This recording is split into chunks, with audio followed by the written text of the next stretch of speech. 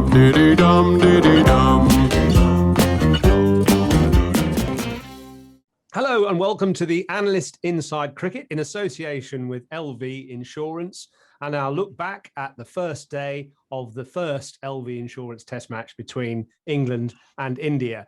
And well, I mean, this isn't going to be a short programme not because England have played well, but because they played so badly actually. And it's been so disappointing. What a letdown, what an anticlimax after the build-up to this series, and just all the kind of possible permutations, and everybody, all the pundits saying, well, we're not sure how it's going to go, but maybe England will just manage to shade it in the end. And well, it doesn't look like it after this first day, Simon, does it?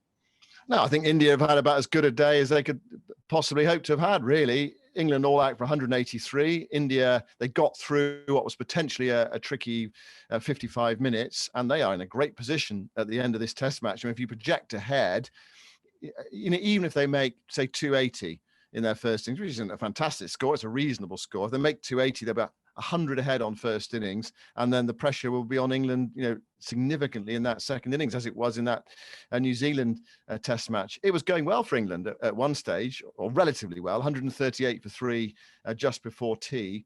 And I mean, goodness me, didn't India dominate that final session? Once they got Bairstow, what turned out to be the final ball before tea, that last 2.5 hours, utterly dominant. England lost 7 for 45, and India got through, didn't they? They got through without losing a wicket to the close of play.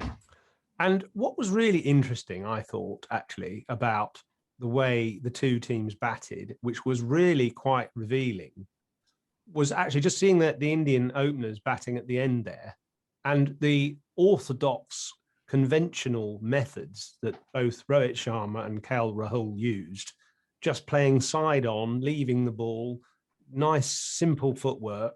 The ball was still moving. Obviously, Anderson in particular getting it to swing. Ollie Robinson bowled quite a good couple of overs, but they played the ball under their nose, really close to their bodies, side on. They didn't get drawn into playing away from their bodies. And it just contrasts so much with the kind of methods, and I know we've talked about this a fair bit before, but the methods of the England batsmen, many of them, shuffling across the crease, weird waving of the bat in the back lift or in the pre kind of preparation before hitting the ball, and a lot of them standing on off stump, whereas the Indians basically stood on middle and leg, took a fairly conventional guard, shuffled across a little bit, so they knew where their off stump was. I just think that the methods that some of the modern English batsmen are using is just making them open to mistakes. And actually, they just all looked, I mean, Joss Buttler in particular, but several of the others as well, they just looked as if they'd been hitting the white ball for too long and were completely flummoxed by anything that actually moved off the straight. Yeah, well, I mean, let's just dwell on Joss Buttler for a moment. That was his first-class innings, first red ball innings today since February. I mean, it's a remarkable situation, really, if you're trying to prepare for a test match. I spoke to Marcus Trescothick, the England batting coach, afterwards. I asked him for BBC, I said, were England as well prepared as they could have been? And of course, I suppose in a way it's sort of hospital pass of a question, because of course they're not. And you know, they are working with what they've got, basically. I mean, the schedule means that they come into this test match in this situation where, you know, some of the players have hardly played any first-class cricket, any red ball cricket at all. So should we be surprised? I mean, I think we were talking on our preview podcast about who's the better prepared of the two teams. And although we're deep into the English season, I mean, the English season started back in early April, and now we're in early August. But actually, you almost feel as though India are better prepared because they haven't been playing white ball cricket. They haven't been, players haven't been playing in 100 or not playing at all. They've been practicing. They have had that focus. They've had that warm-up game up in Durham, and I don't think they're really well prepared, but I think they just seem better prepared than England. I mean, it's not a great situation for England to be in, and of course, they've got players who I think are lacking confidence as well. They haven't found their feet at this level, so there's that sort of double whammy, well, triple whammy actually, because they're playing against a good side as well. And Bumrah bowled well today, but they've got that triple whammy. They haven't had much cricket. They haven't got a great deal of confidence, and they're up against a quality side in conditions that were reasonably helpful today. Yeah, I mean, actually, just to blow our trumpet a bit here, this Cricketer Mag, which has been out a week or so, and of course, the headline here is India's final frontier. In other words, winning a 5-test series in England for the first time. And actually, funnily enough, in my editorial, I wrote here that actually the problem with the 100 is that, well, not the problem, but one of the issues with the 100 is the fact that the county championship is not being played at the same time. So a lot of these guys haven't had any first-class cricket for some time. Johnny Bairstow, to use another example, hasn't played a first-class innings all season. And it must be a stat that, one of England's top 6 has not played a first-class innings before August. I mean, that must be unprecedented. Well, Stefan Schemmel, who's my colleague who works at the BBC Sport website, he put out a tweet earlier. Balls faced in first-class cricket by England's top 7 since the second test against New Zealand. Okay, that test match they lost at Edgbaston. Burns and Sibley, well, Burns 189, Sibley 271. Then Crawley 6, Root 0, Bairstow 0, Lawrence 0, Butler 0. It actually sounds a bit like England's batting card today, but that was those are the balls that they'd faced in first-class cricket since the last test match. So most of the top order have just not played. And I come back to that point, should we be particularly surprised about what happened today because of the situation they found themselves in? We perhaps should talk about selection. Yoz, it was something we talked about in the preview. We tried to guess our team, and actually, I think we got pretty close. I mean, you were saying that you didn't see any long-term future for Sibley, so therefore you felt that Hasib Hamid should play. Sibley today, 18. He survived the whole of the first session, but you just wonder whether 18 is enough. I know it's a test match. I know it's you've got lots of time, but are you advancing the game enough with 18? You've almost gone nowhere, have you? Although you've done, in one sense, you've done a good job. You've got through the new ball and you've worn the bowlers down a bit. You've got to lunch. If you're only 18 not out, you haven't gone very far. But I mean, I think perhaps for yourself as well, you're always struggling, aren't you? You're always under pressure if you're not scoring a bit quicker. I remember, go back to, when Jeffrey was playing, Jeffrey Boycott, when he made that 100 against Australia in 1977 at Headingley. I mean, it was a very measured, quite a cautious innings, and he got to his 100, deep into the final session. But it was sort of like, it was something like, the breakdown was something like 34 not out at lunch, 67 not out at tea, and then he got the other 30 odd he needed to get to the close. That's not particularly flash scoring. It's quite conservative, but I just wonder whether you just need to, you need to be a bit further forward than 18 not out. Well, I'd completely agree with you, and it means it's very easy to set a field to you. You get bogged down. Other batsmen are going to get frustrated because they don't get to see much of the strike. I mean, if Sibley could get a few singles, at least rotate the strike, it would make it easier for other batsmen, because there are going to be times when I don't know how many maidens he played out, but it must have been a few, and you just get frustrated at the other end. So I think it puts pressure on the rest of the team, and it's a very difficult balance, because England clearly have tried to find a way of making sure the top order are solid and provide a good platform, but the platform is not much good if there's no sort of substance to it in a way. So I do think it's a bit of a problem. I'm not sure if he can cure it, because I just don't think he has many shots, and bowlers bowled just outside off stump to him. He's not going to hit too many. So it is a bit of a problem. I think he's a stopgap. He's a sort of a temporary solution, but ultimately someone like Hamid, who's a bit more orthodox, can probably provide a better solution. You've got to have, batting is about making runs. It's not just about staying in. Obviously, staying in is the priority, but you've got to add to the score. And yeah, I just don't feel he does. Yeah, I mean, you talk about him being a stopgap. I mean, this is actually his 21st Test match, and I think clearly, we've mentioned this before.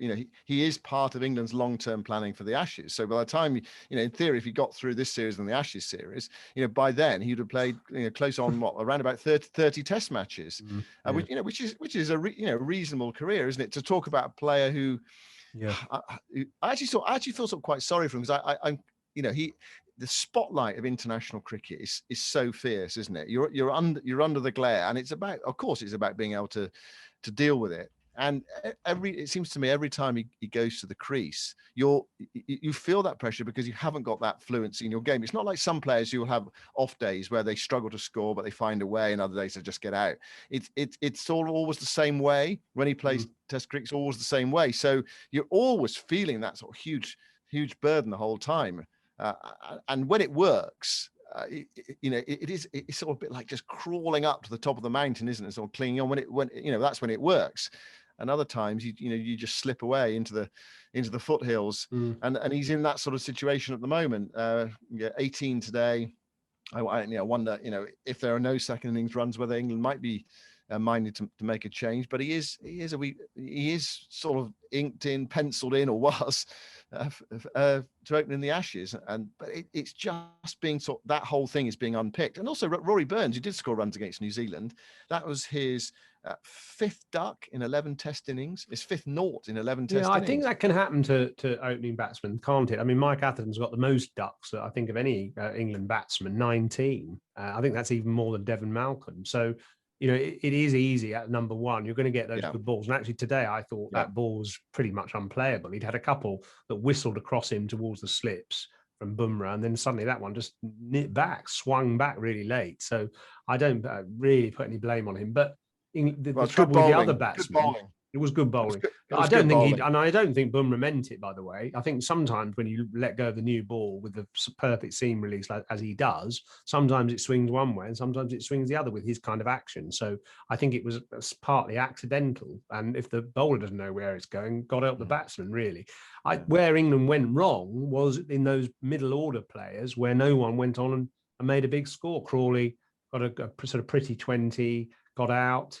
Bairstow was a bit disappointing. I mean, maybe that was a marginal decision, and he looked good.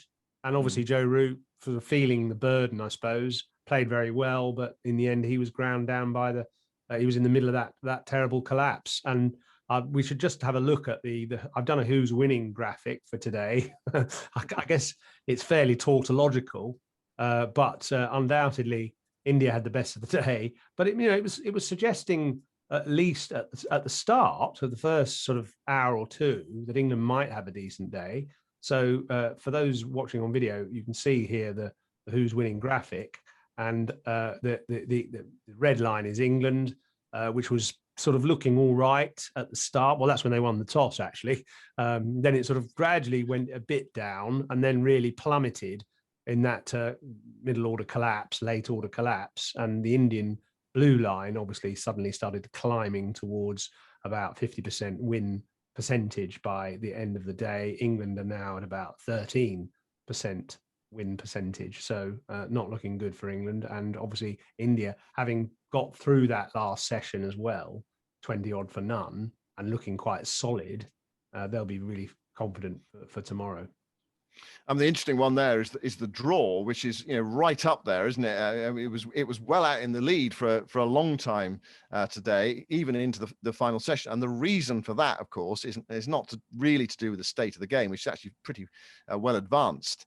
You could see if you had good weather for 3 or 4 days, you could easily feel you could have a result inside that time. It's because of the rain that's forecast. There's talk of rain on the second day from around about lunchtime onwards, and that could be it for the day. So it might not be that much play on the second day, and also the third day as well. There's some suggestion that there's going to be a lot of rain involved as well. I mean, it might be that is one escape route for England in this test match. The other escape route, of course, Yoz, is for them to bowl their way back into the match. I mean, it's not as if India weren't trying to get away tonight. They were looking to play the overs, 21 for no wicket after 13 overs. The other way, seeing to bowl themselves back into the game. They've got Anderson and Broad, and they've got Robinson and Curran. They've got those pace bowling options. A little bit of difference there.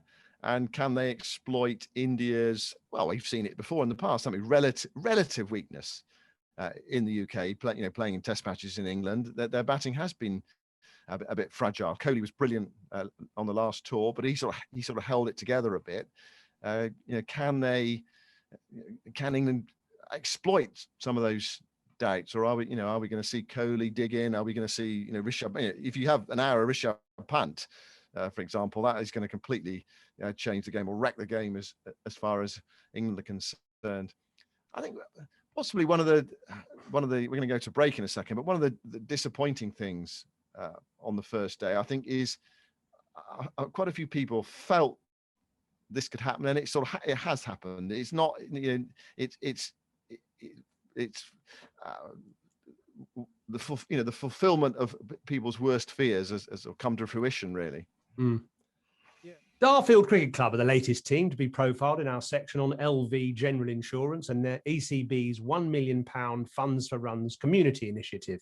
The village team received a grant to put on free cricket sessions for children from that village after highlighting an erosion of sports clubs for children in that area. Coupled with the impact of the pandemic on the area in terms of unemployment, access to cricket has never been harder for children in Darfield. The project will be specifically focusing on offering subsidised or completely free places to children at their local school. The club will work with local schools to identify the children for these opportunities and look to target the most vulnerable within the community to offer them cricket as a way to interact, build relationships and receive the wider benefits that sport offers. The aim of the project is to get children active, interacting and socialising, and also to attract new children into the club. The club also wants to help the children develop away from cricket by learning new skills through their participation in the sport. In the long term, the hope is to gain more members for the club and ensure cricket will become a part of more children's lives throughout their community. One thing I will say about today's play, in slight sympathy with the England batsman, is it did move a lot and it continued to move. In fact, in the second and third sessions, it moved more than at the beginning. I mean, in that sort of middle order, lower order collapse, it was swinging prodigiously both ways. So although, England's batting technique does look a bit flawed, at the same time, they were up against some fine bowlers. You could see why India had picked their four seamers. They didn't make the mistake when they picked their team for the World Test Championship final of picking with their usual three seamers and two spinners. They left out Ravi Ashwin today, and you could see that justified by the amount of movement they got. And generally, they look perfect attack, really, for the conditions. And Mohammad Shami came up with wickets today. He did get the ball past the outside edge quite a lot. I mean, one thing you noticed in the World Test Championship finals, you felt he bowls just a bit too short. So he bowls that length that does beat the bat, but doesn't take the edge quite a lot. And actually, if you look at his 3 wickets today, they were all balls that were either straight, LBW Bairstow, just sort of angling in a bit, or leg side. Sibley played, it was a strange dismissal from Dom Sibley. We were talking about his 18 and his sort of occupation in the crease, but the dismissal was so tame as well. I think that's what really ruined it for him. But that was a leg side ball or a leg stump ball. And then Lawrence was caught down the leg side. So actually, it wasn't Shami bowling a bit fuller and finding the outside edge. It was a strange concoction of wickets, but he did bowl well. He gave nothing away, and he was sort of at England for the, when he had the ball in hand, he was just at England today, and it brought his rewards. 3 for 28 from 17 overs and 2 maidens. I mean, that is a very good first day's work. Yeah, and so for that reason, I think he deserves the LV Insurance #InWithHeart award today, just because he's so gritty and gutsy, and he just keeps going. And I just love the commitment he shows to bowling. And I go back actually to that last tour where the sight of Mohammad Shami charging into bowl in 2018, wasn't it, here, and constantly going past the edge and then marching back to his mark and running in again, was almost as a defining image of the series, or certainly the last couple of tests. And today was the same. He got the rewards. I mean, it's funny, isn't it? You can often bowl those absolute jaffers and not get any wickets, and then you get a batsman caught down the leg side and somebody else clipping one to mid-wicket. But I suppose that in his favour, the fact that he just bowled maybe a touch fuller. I think he's learnt his lesson from the Aegeus Bowl and the last tour here, and he's just bowling a touch fuller and maybe a touch straighter as well. And it's funny how you get your rewards if you continue to believe in yourself and show that amount of commitment. Another bowler who was, well, he was criticised after the World Test Championship final at the Aegeus Bowl was Jasprit Bumrah. I mean, I saw some India supporters, on social media saying, why are we picking him? He's not good enough. He flattered to deceive, but I mean, I thought he was excellent today as well. I mean, he bowled 21 overs or 20.4 overs, took 4 for 46, wicket right at the start, got Buttler out as well. I mean, after tea, I mean, he was almost unplayable. It was torture actually watching him bowl to Josh Buttler. I mean, it was almost horrible to watch. You just felt he was going to get him out at any moment. Butler couldn't get off the mark. He was playing some big shots. He was trying to defend. He was going past the outside edge of Butler's bat. And then, finally he put him out of his misery. And then he was good enough to, well, he is good enough to clean up the tail, but he cleaned up Broad and Anderson as well. Broad's actually was the plumbest LBW. We decided it was the plumbest LBW in the history of Test cricket. It was so out that even Stewart didn't review it.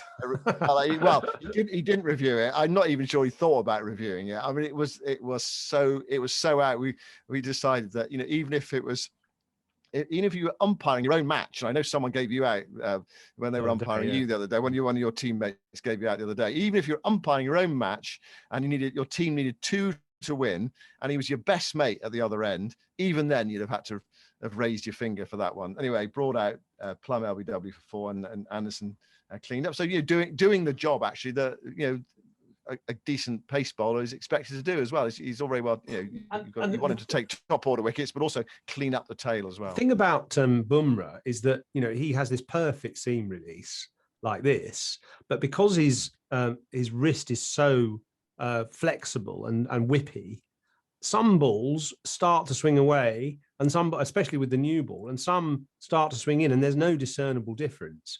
I think certainly with the older ball, he does switch the shine around, but with the new ball, they all come down like that, and some actually veer one way, and some just veer the other, according to slightly how he's held one finger on the ball slightly longer than the other. Such a clever bowler, and so difficult to play because he has that. He looks as if he's angling it in, but he can also, as he did to Buttler, kind of make it skid away as well. So he's a hell of an asset. Reminds me a little bit of Courtney Walsh, actually, the way he used to bowl that kind of ball as well, angling in and nipping away. Very difficult to play. And in the main, just India bowling was superb. And, I just hope that England don't concede too much of a lead, because otherwise it could be an innings victory by India. What do you think? Well, there's the possibility of that. Yeah, definitely. If they get a big first innings score, India, and what England will hope is there's enough in the pitch. I mean, if there's rain around tomorrow, or cloud around tomorrow, and then it's rain, it'll be sort of that sort of humid, sort of tacky conditions in which to bowl. The ball will swing for England, and they could put this India batting lineup under some pressure, but you feel from here that India are going to get some sort of lead minimum, and it's really going to be about the size of it. Well, things can change quickly in the game of cricket. Weather could intervene and then just sort of halt the progress of the game. But there's Joe Root at the toss today said the pitch looks a bit odd. It looks a bit scruffy. But there's 10 millimeters of grass on it, wasn't there? Yeah. That's a lot, actually. That's a lot. Sometimes scruffy looking pitches play quite well. Often at Old Trafford, the pitch looks a bit scrubby, but it plays reasonably well. So it may be that India was sort of clinging on. England just weren't able to make the breakthrough, and suddenly it's funny, isn't it? A new day, suddenly the wickets come, and you can change. We've said it many times in the past. You can change a game much quicker with the ball than you can with the bat. And it takes 10 balls to dismiss a team. So that's what England will be hoping for. But you look at the scorecard after the first day.